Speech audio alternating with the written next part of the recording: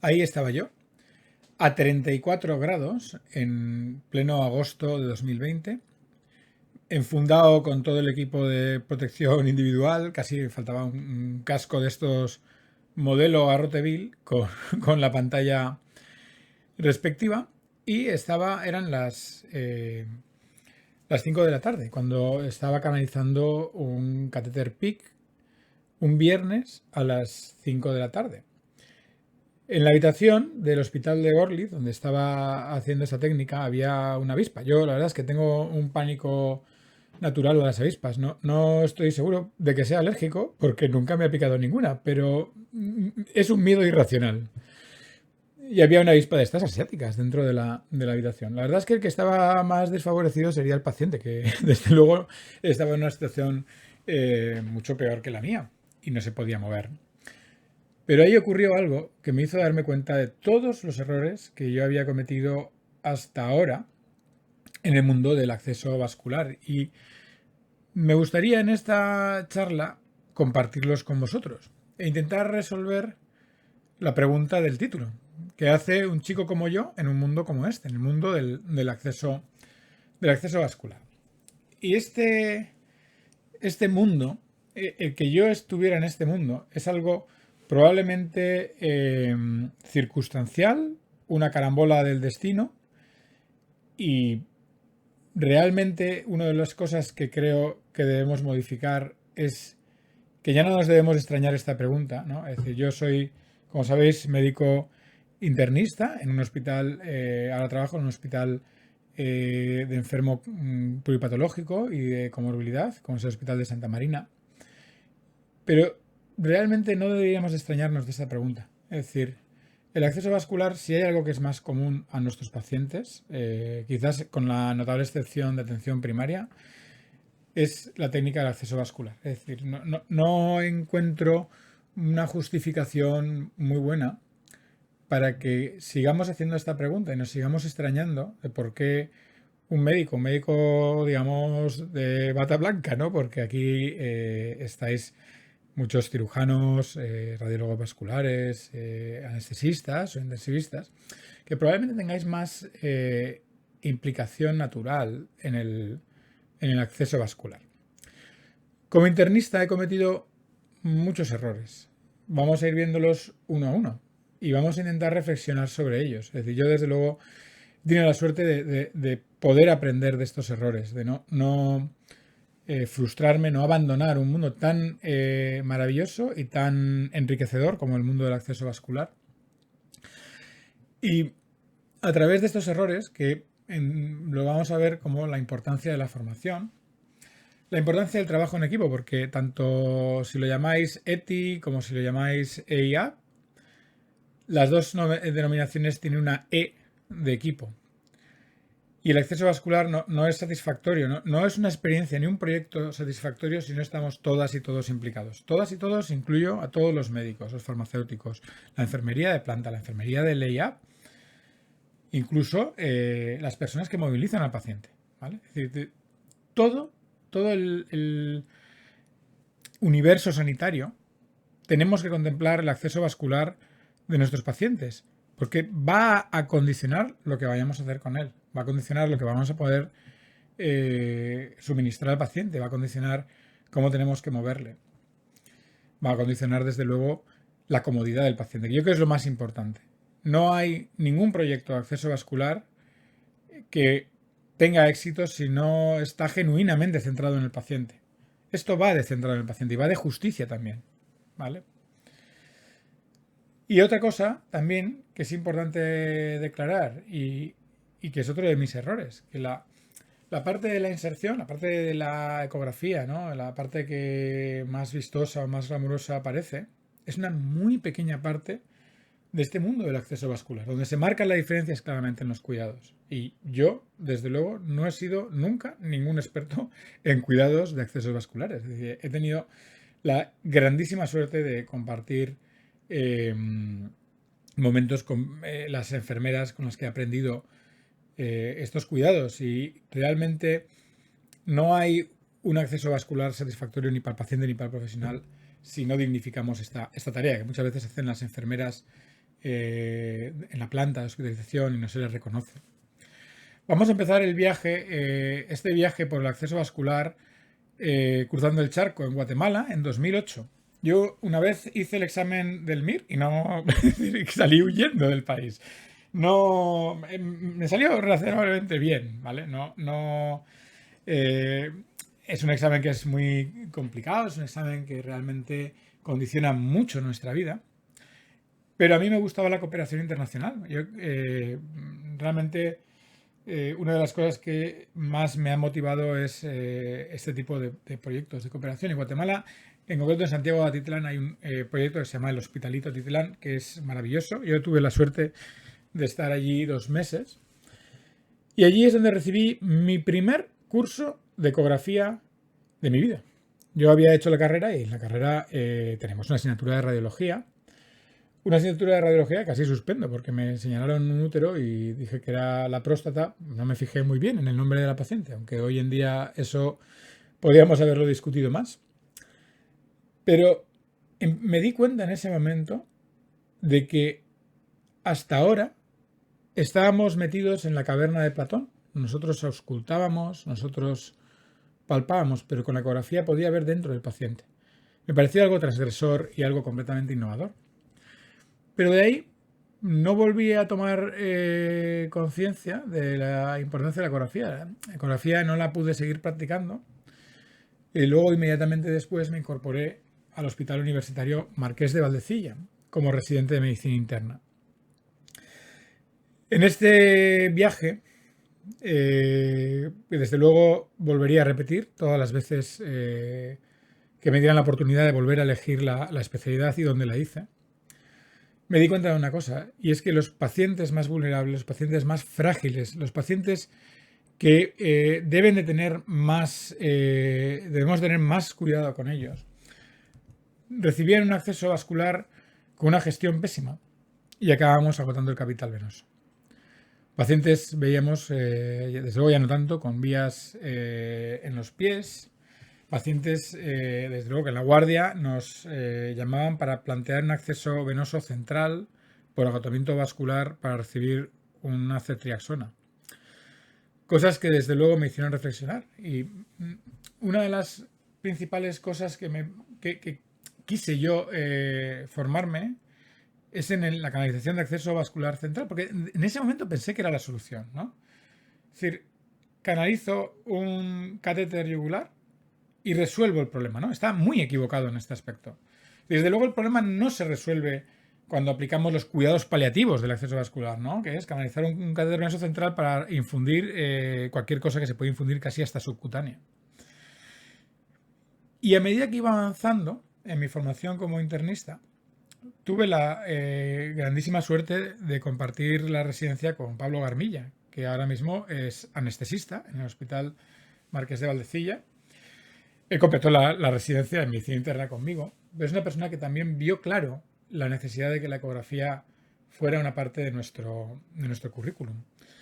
Y justo al final de nuestra formación, ya estábamos involucrados con el grupo de trabajo de ecografía clínica de la Sociedad Española de Medicina Interna. Los dos sentimos la necesidad de buscar una solución al agotamiento vascular con la ecografía. Nosotros ya sabíamos hacer cosas en ecografía, teníamos habíamos hecho nuestros pinitos, ¿no? Y empezamos a intentar canalizarnos el uno al otro catéteres venosos cortos, que desde luego os podéis imaginar que fue un desastre.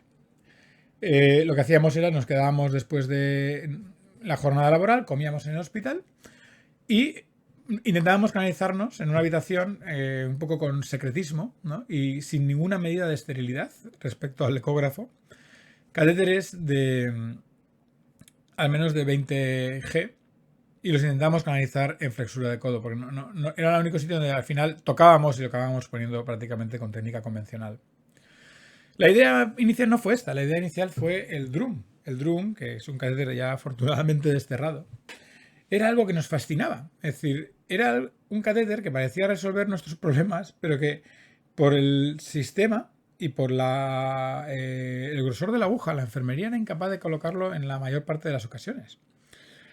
Y claro, nuestra idea inicial era poner drum guiado por ecografía.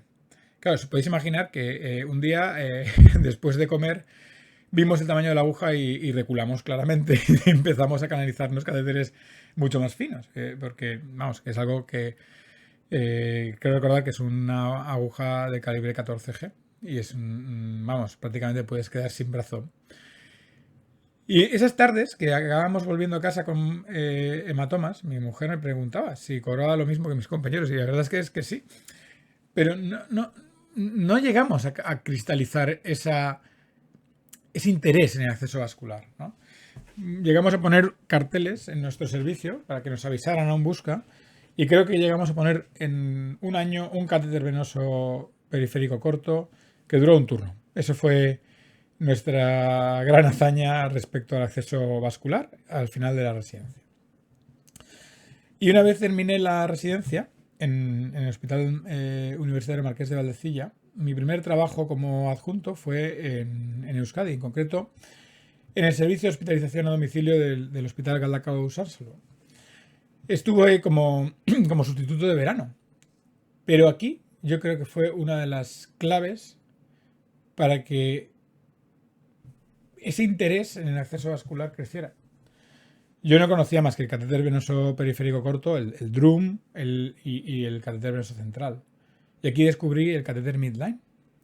Desde luego era un catéter que de aquella se colocaba, se instalaba con técnica ciega, se instalaba en las casas, pero dije, esto soluciona el problema. Y soluciona el problema mucho tiempo y el paciente no tiene necesidad de pincharse más veces.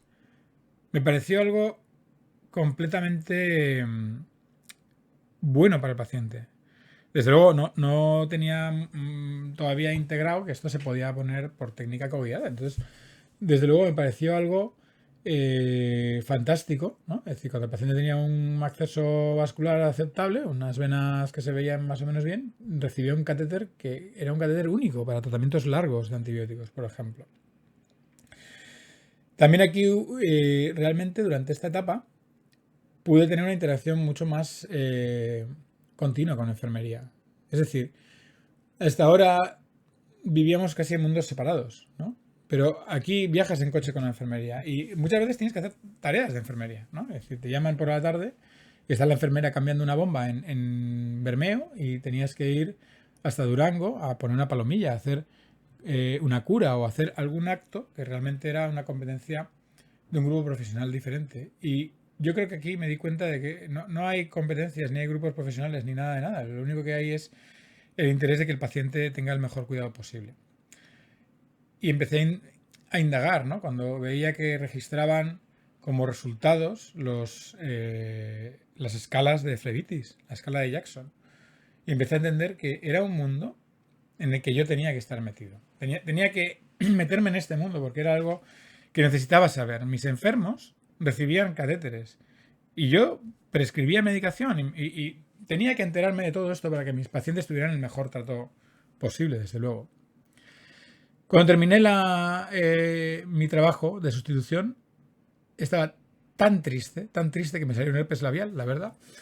Y mi siguiente trabajo, un mes después, fue en el hospital de Gorliz. Esta es probablemente la etapa más larga y más rica en la que yo he estado involucrado en el acceso vascular. El hospital de Gorliz es un hospital muy pequeño, es un hospital centenario ya, que está situado en la zona de más horas de sol al año de Vizcaya. Es un hospital que a día de hoy atiende pues, enfermos para hacer rehabilitación, pero tiene prácticamente 54 camas de pacientes pluripatológicos o cuidados paliativos.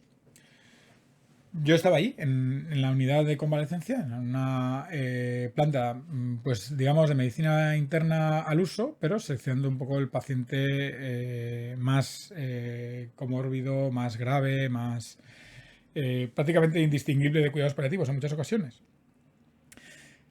Y nuevamente volví a ver vías en los pies y volví a ver gente con agotamiento vascular, con la diferencia notable de que aquí no había UCI, como os podéis imaginar. Los pacientes para coger un acceso vascular muchas veces tenían que ser catapultados 1 hora en ambulancia hasta otro hospital. En ese caso era Cruces al principio. A mí, desde luego, la ecografía ya me interesaba, o sea, yo ya estaba metido en estos rollos y allí disponían de un ecógrafo que era básicamente como lo que veis, o sea, un equipo de los años 90, prácticamente 80 kilos de peso, pero que era un equipo de ecografía. Y como tal nos servía para hacer diagnósticos y, y para intentar valorar mejor al paciente, ¿no? Hacer lo mejor posible con lo que teníamos. Ya en 2014 intentamos empezar a colocar los midline que había visto en hospitalización a domicilio. Todavía, nuevamente, no hice esa conexión necesaria, ¿no?, de la ecografía y el acceso vascular. Y desde luego lo reservábamos, bueno, era un dispositivo caro, lo reservábamos para aquellos pacientes que se podían ir a casa con hospitalización a domicilio para recibir un tratamiento antibiótico de larga duración. Pero teníamos equipos muy primitivos, desde luego no teníamos formación en cómo instalar estos catéteres, en cómo cuidarlos, y los resultados la verdad es que fueron pésimos, y subjetivamente pésimos, porque desde luego no medíamos nada, no había ningún registro de nada, y esos son otros errores que cometimos. No solo el error de formarnos en estos dispositivos, sino que desde luego no sabíamos qué estábamos haciendo. Si estábamos, nos daba la sensación de que estábamos haciendo mal, ¿vale? Pero no sabíamos cómo de mal o cómo poder mejorar. Con el tiempo empezamos a recibir ecógrafos más modernos, ecógrafos con los que ya podíamos ver un poco mejor, y empezamos a juguetear con la idea de colocar catéteres con eco, ¿no? A mí se me da por aquel entonces bastante bien la ecografía, y fue también el momento que coincidió en el que Sara Ruiz Zamora, que es una internista que todavía está ahí trabajando en el hospital de Gorlitz, vino también a trabajar con nosotros. Y Sara es una persona que tiene unas capacidades altísimas, y enseguida la enganchamos con la ecografía y éramos prácticamente como un equipo. Y en este momento empezamos a pensar, y decir, ¿por qué estos catéteres no los ponemos guiados por ecografía, ¿no? Es decir, que sabemos hacer ecografía, sabemos hacer toracocentesis, sabemos hacer técnicas, que es básicamente lo mismo. Y en ese momento empezamos a poner los catéteres ecoguiados. Empezamos a ponerlos con una técnica pésima, ¿vale? No teníamos formación, yo desde luego no tenía formación en cómo hacer esta técnica. Eso lo fuimos refinando a medida que la experiencia le íbamos ganando, pero desde luego el enfermo estaba lejos de recibir un pinchazo en el 90 o 80% de situaciones y a la primera canalizarlo, ¿no? Eran personas a las que pinchábamos múltiples veces. Y yo creo que un poco el problema también fue que nos pensamos que esto era algo que exclusivamente atañía a la inserción. Porque nosotros, a mí se me da fantástico al final. O sea, quiero decir, que después de tirar cajas y cajas de catéteres, empecé a hacerlo razonablemente bien. Porque, quiero decir, la ecografía de esto es sencilla. Pero los catéteres duraban muy poco, muy poco. Y tampoco teníamos ningún registro. Quiero decir, que duraban muy poco porque nos llamaban para poner un catéter y al cabo de 3 días nos decían que se lo había retirado o que el catéter estaba obstruido, sobre todo. En ese momento llegábamos a poner unos 60, 70 catéteres al año. O sea, haceros a la idea que el hospital de Gorlitz de aquella daba unas 1.100 altas de pacientes pluripatológicos al año. Si pensamos en que los pacientes pluripatológicos probablemente el 60 al 70% son pacientes de difícil acceso, no estábamos llegando ni al 10% de los pacientes que necesitaban el acceso vascular. Esto, la verdad es que es algo que me entristecía. Es decir, mis enfermos tenían más probabilidad de tener un cuidado un poco más apropiado, y un poco más apropiado porque no teníamos un acceso, una técnica muy depurada. Tenían una probabilidad mayor que los de los demás. Algunos sí nos llamaban para poner un acceso cuando ya era imposible pincharle, pero no había una actitud proactiva, ¿no?, en preservar esos accesos vasculares. Entonces empecé a formar a Sara para que me ayudara. Y poco a poco, a lo largo de 6 meses, conseguí que ya fuera ya competente para poner los catéteres por sí misma. Y yo creo que aquí también hay que reflexionar en algo importante, que es que la formación la hicimos básicamente con pacientes. Y ya pues teníamos algún simulador, algún Phantom de estos muy simple. Pero al igual que como padre hay que dejar equivocarse a sus hijos, también aquí una de las cosas yo creo más importantes que hice fue que cuando yo estaba asistiendo a Sara, cuando cogía los catéteres, en ocasiones veía que iba a pinchar la arteria, pero dejaba que la pinchara, porque eso es la forma en la que conseguimos resolver los problemas en el futuro, cuando lo hagamos solos. Es decir, evidentemente, si protegemos al alumno y no tiene complicaciones, estas complicaciones nunca las vas a resolver, nunca las vas a ver resolver. Muy probablemente en el futuro pues, acabaría poniendo algún catéter en arteria.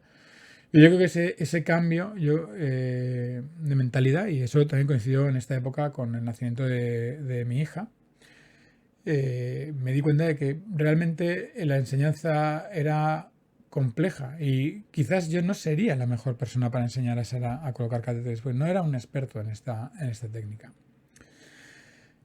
Y justo al final de esta época nos llegó la pandemia. Y volvemos un poco a esta escena, ¿no? En la que afortunadamente la avispa no me picó, ¿no? Todavía a día de hoy sigo sin saber si soy alérgico de verdad o no. Pero manipulando con el bisturí a la hora de hacer este pequeño cortecito para colocar el pic al paciente, tuve una lesión en el dedo, empecé a sangrar y eso que ya eran las 5:30, pues se convirtió en serologías, es decir, a casa llegué a las 9 de la noche, porque también pillé el control de policía habitual en el verano de la pandemia. Y fue una experiencia muy mala. El paciente llevó el catéter y el paciente al final, el catéter estaba bien puesto y el paciente murió con el catéter puesto. Fue un catéter que duró bastante tiempo. Pero para mí me hizo reflexionar sobre qué estaba haciendo. Estaba resolviendo un problema la persona equivocada. Es decir, no debía ser la persona que instalara esos accesos, ¿no?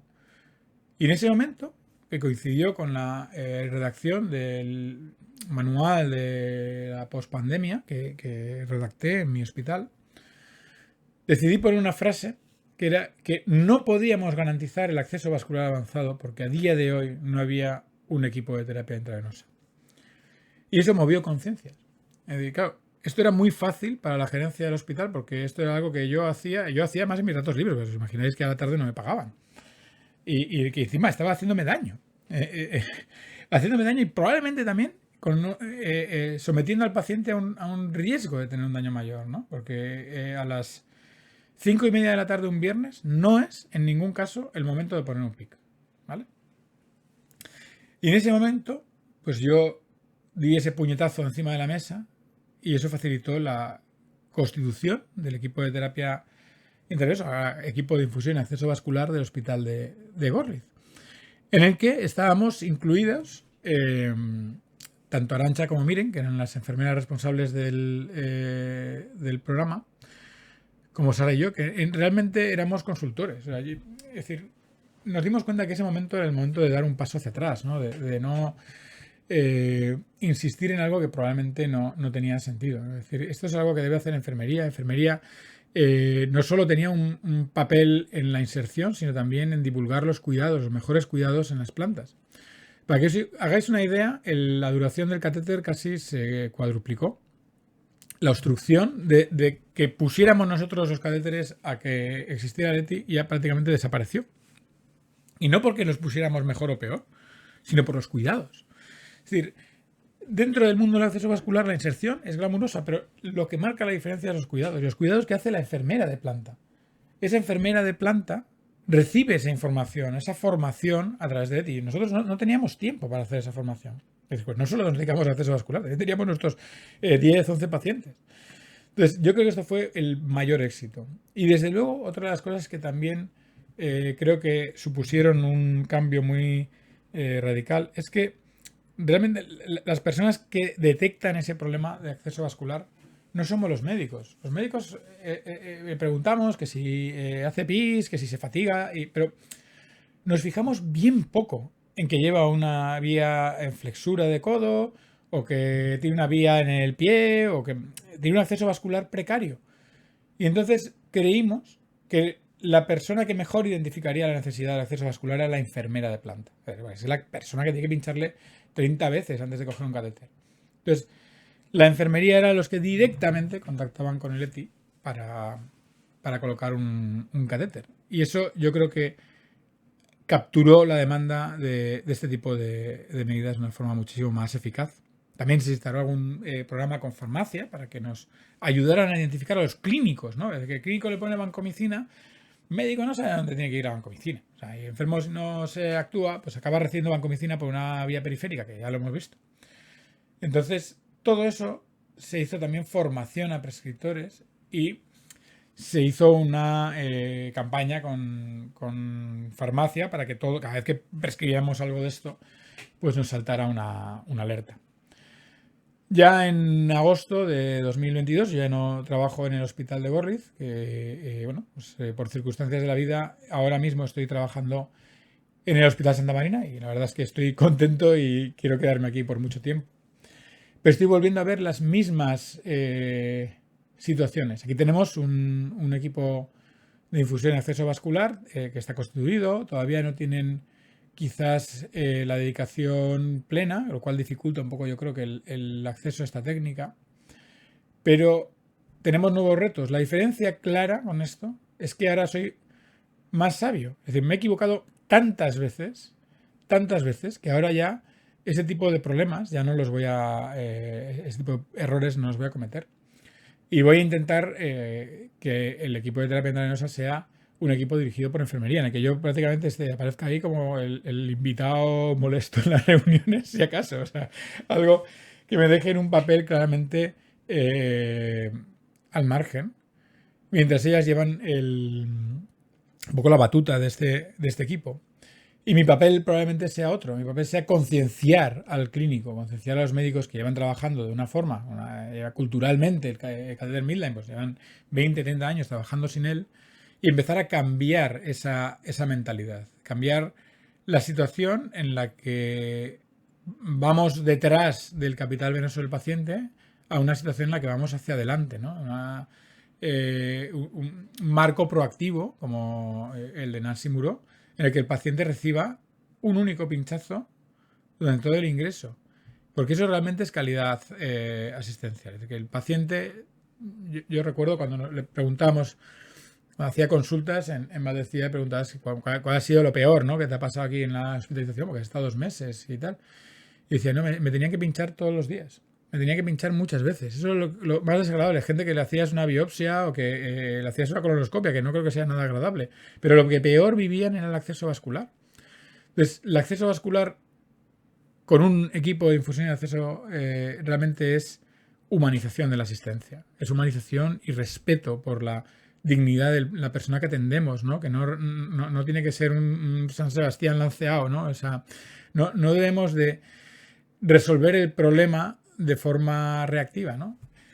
Y bueno, yo espero que esto os haya resultado al menos enriquecedor, ¿no? Es a veces difícil subirse aquí a decir todo lo que ha hecho uno mal, pero yo creo que lo importante es hacerlo, porque si lo hacemos mal y no miramos hacia atrás, para ver en qué nos hemos equivocado. Si yo no hubiera hecho esta charla, probablemente no me daría cuenta de todo lo que he aprendido, ¿no? De todo lo que he aprendido y que ahora, como miembro de la junta de SEINAV, puedo aportar al mundo del acceso vascular, ¿no? Todavía me siento un poco como un síndrome del impostor, ¿no? Rodeado de celebrities del acceso vascular como sois vosotras y vosotros. Pero bueno, el asunto es aportar cada uno su pequeño granito de arena por una mejor atención del paciente. Muchas gracias y espero que nos vayamos a casa con un poco de reflexión agridulce sobre todo el papel que podemos tener cada uno en el acceso vascular y cómo poder mejorar las cosas entre todas y todos. Muchas gracias.